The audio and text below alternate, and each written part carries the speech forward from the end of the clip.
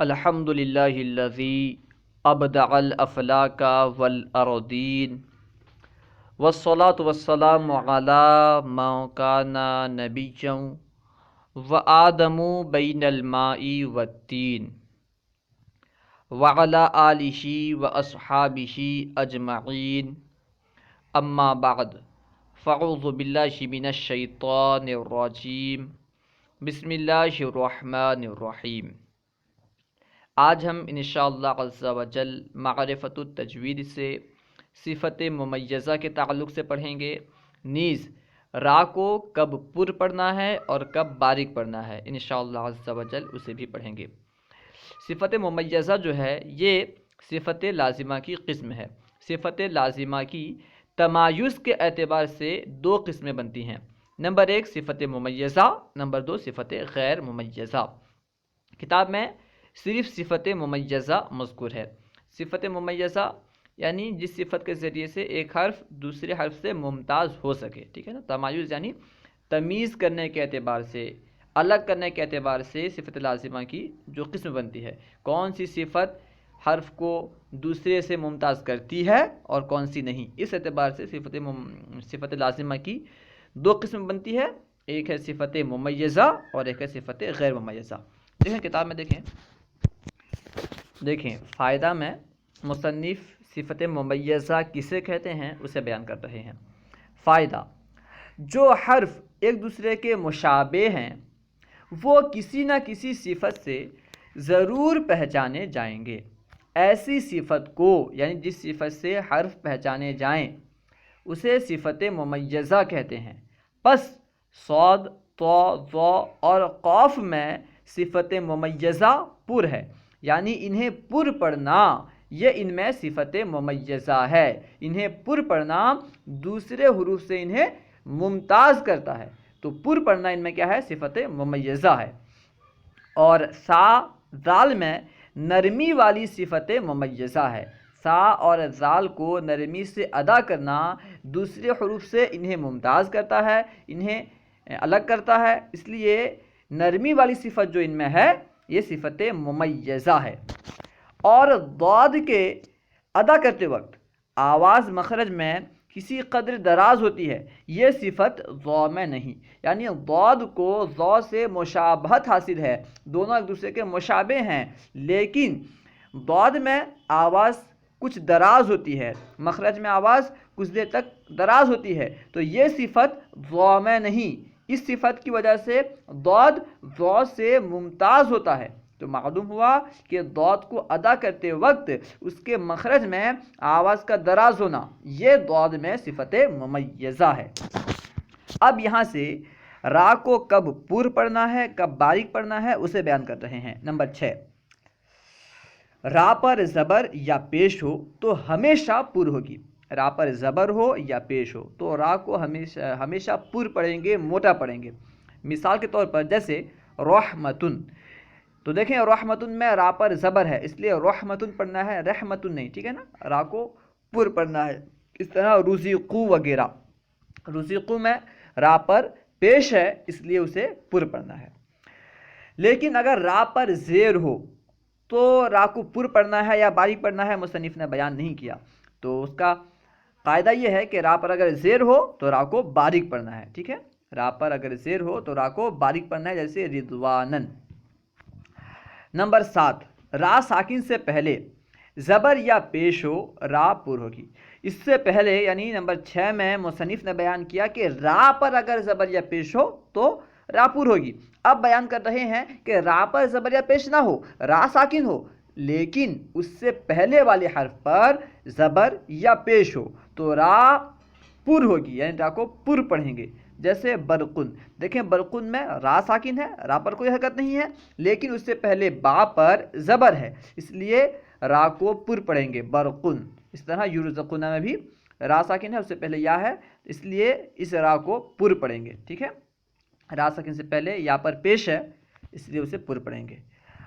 لیکن اگر را ساکن سے پہلے زیر ہو اس وقت کیا پڑھیں گے اسے مصنف نے بیان نہیں کیا۔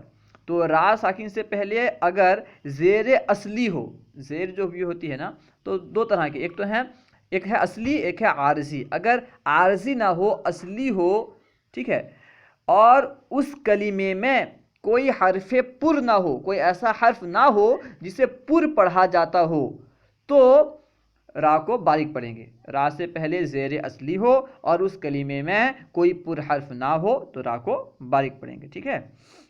نمبر 8، را ساکن سے پہلے زیر ہو اور اس کے بعد کوئی پر حرف اسی کلمے میں ہو تو را پر ہوگی. نمبر 8 میں بیان کر رہے ہیں کہ را ساکن ہو، را پر کوئی حرکت نہ ہو، اور اس سے پہلے زیر ہو، ٹھیک ہے، اور اس کے بعد کوئی پر حرف ہو، یعنی ان حروف میں سے ہو جنہیں پر پڑھا جاتا ہے، اور وہ حرف جو ہے اسی کلمے میں ہو، دوسرے کلمے میں نہ ہو تو را پر ہوگی. جیسے فرقتن، ٹھیک ہے، فرقتن میں را ساکن ہے، اس پر کوئی حرکت نہیں. را سے پہلے فا پر زیر ہے، زیر اصلی ہے.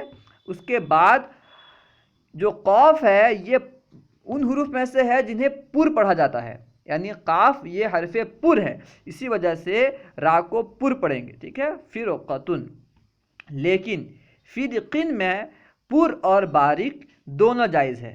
فرقن میں را کو پر پڑھنا اور باریک پڑھنا دونوں جائز ہے. کیوں؟ کیونکہ فرقن میں قاف ہے جو کہ حرف پر ہے، تو حرف پر کا اعتبار کرتے ہوئے، کیونکہ اس کلمے میں ایک پر حرف ہے، اس لیے اس کا اعتبار کرتے ہوئے را کو پر پڑھنا بھی جائز.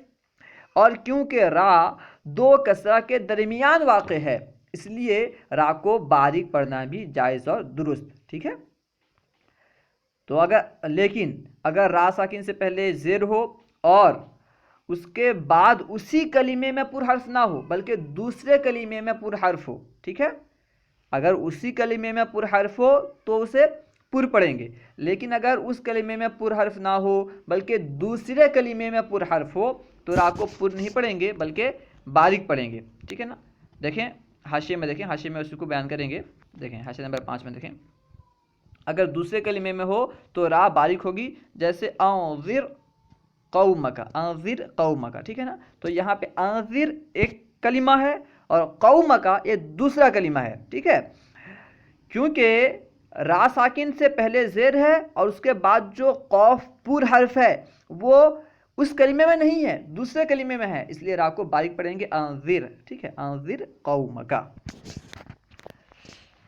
اب دیکھیں نمبر 9 بیان کر رہے ہیں، را ساکن سے پہلے زیر عارضی ہو تو را پر ہوگی. یعنی را ساکن سے پہلے اصلی زیر نہ ہو، کسی وجہ سے زیر ہو تو را پر ہوگی. جیسے ارجعوا وغیرہ. تو ارجعوا وغیرہ میں را ساکن کو پڑھنے کے لیے حمزہ پر زیر آیا ہے، ٹھیک ہے نا. تو حمزہ پر جو زیر ہے یہ زیر اصلی نہیں ہے، اس لیے را کو پر پڑھیں گے. را ساکن سے پہلے زیر عارضی ہو تو را پر ہوگی. ٹھیک ہے. نمبر 10، را ساکن سے پہلے زیر کسی دوسرے کلمے میں ہو تو را پر ہوگی. را ساکن سے پہلے زیر ہو لیکن اس کلمے میں زیر نہ ہو، را ساکن ہو اس سے پہلے زیر کسی دوسرے کلمے میں ہو، ٹھیک ہے، تو را کو پر پڑھیں گے. جیسے الذی ارتضی وغیرہ. تو الذی ایک الگ کلمہ ہے، اصل میں تھا ارتضی، یہ الگ کلمہ ہے. تو ملا کے پڑھتے وقت ارتضی کا جو حمزہ ہے اسے گرا دیں گے اور الذی ارتضی. ٹھیک ہے. را ساکن سے پہلے زیر دوسرے کلمے میں ہے، ذا میں زیر ہے، ذا پر زیر ہے لیکن وہ دوسرا کلمہ ہے تو بھی را کو پر پڑھیں گے. قاعدہ کیا ہے؟ را ساکن سے پہلے زیر دوسرے کلمے میں ہو، اس کلمے میں نہ ہو تو را کو پر پڑھیں گے. جیسے الذی ارتضی.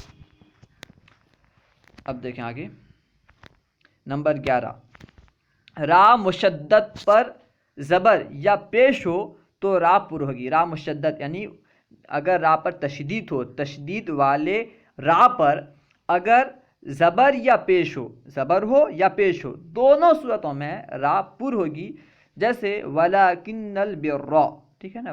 دیکھیں یہاں پہ بِرَّ میں جو را ہے یہ را پر زبر ہے، مشدد را ہے اور اس پر زبر ہے، اس لیے اسے پر پڑھیں گے. وَلَكِنَّ الْبِرَّ. اس کے بعد وَلَيْسَ الْبِرُّ. یہاں پہ دیکھیں را پر را مشدد پر پیش ہے، اس لیے بھی اسے پر پڑھیں گے. ٹھیک ہے. اور اگر را مشدد پر زبر یا پیش نہ ہو بلکہ زیر ہو تو کیا پڑھیں گے؟ حاشیے میں بیان کر رہے ہیں زیر ہو تو را باریک ہوگی، جیسے بالبری، ٹھیک ہے، اگر زیر ہو تو را کو باریک پڑھیں گے جیسے بالبری۔ نمبر 12، جو را متحرکہ یا مشددہ بوجہ وقف ساکن ہو وہ را ساکنہ کے حکم میں ہے۔ بیان کر رہے ہیں کہ ایسی را جو اصل میں تو متحرک ہو یا اصل میں مشدد ہو، لیکن وقف کی وجہ سے اگر وہ ساکن ہو جائے، را متحرکہ ہو وقف کرنے کی وجہ سے اگر وہ ساکن ہو جائے، یا را مشددہ ہو وقف کی وجہ سے وہ ساکن ہو جائے، تو اس کا حکم کیا ہے، اسے کس طرح پڑھیں گے؟ بیان کر رہے ہیں کہ وہ رائے ساکنہ کے حکم میں ہے۔ ساکن را کا جو حکم ہے اس کا وہی حکم ہے۔ ساکن را کا کیا حکم ہے، رائے ساکنہ کا کیا حکم ہے، حاشیہ میں بیان کر رہے ہیں، دیکھیں حاشیہ نمبر 3 میں اس کا حکم یہ ہے، یعنی رائے ساکنہ کا حکم یہ ہے کہ اگر ما قبل زبر یا پیش ہو را پر ہوگی، جیسے اکبر، التکاثر، ٹھیک ہے، اور مستقر وغیرہ، اور زیر ہو تو را باریک ہوگی جیسے المقابر، ٹھیک ہے۔ یعنی را ساکن کے بارے میں کا حکم کیا ہے کہ اگر اس سے پہلے زبر یا پیش ہو تو اسے پر پڑھیں گے، اور اگر اس سے پہلے زبر یا پیش نہ ہو بلکہ زیر ہو تو اسے باریک پڑھیں گے، ٹھیک ہے۔ تو اسی طرح وہ را جو متحرک ہو، ٹھیک ہے، اور اس پر وقف کریں، وقف کی وجہ سے وہ ساکن ہو جائے، تو ہم اس سے پہلے دیکھیں گے اس سے پہلے کیا ہے۔ اس سے پہلے اگر زبر ہے تو پر پڑھیں گے، اگر پیش ہے تبھی پر پڑھیں گے، اگر پیش نہیں ہے زیر ہے تو اسے باریک پڑھیں گے۔ اس طرح رائے مشدد، یعنی مشدد را ہو اگر وقف کی وجہ سے وہ ساکن ہو جائے تو ہم اس سے پہلے حرف کو دیکھیں گے کہ اس سے پہلے والے حرف پر کون سی حرکت ہے، زبر ہے یا پیش ہے، زبر ہے یا پیش ہے تو اسے پر پڑھیں گے، اور اگر اس سے پہلے والے حرف پر زبر یا پیش نہیں ہے بلکہ زیر ہے تو اسے باریک پڑھیں گے۔ اللہ ورسولہ اعلم۔ اگر کوئی بات آپ کو سمجھ میں نہ آئی ہو یا درسیات کے متعلق کوئی سوال کرنا چاہتے ہوں تو کمنٹ باکس میں سوال کریں، انشاءاللہ عز و جل ممکنہ صورت میں جواب دیا جائے گا۔ السلام علیکم ورحمۃ اللہ وبرکاتہ۔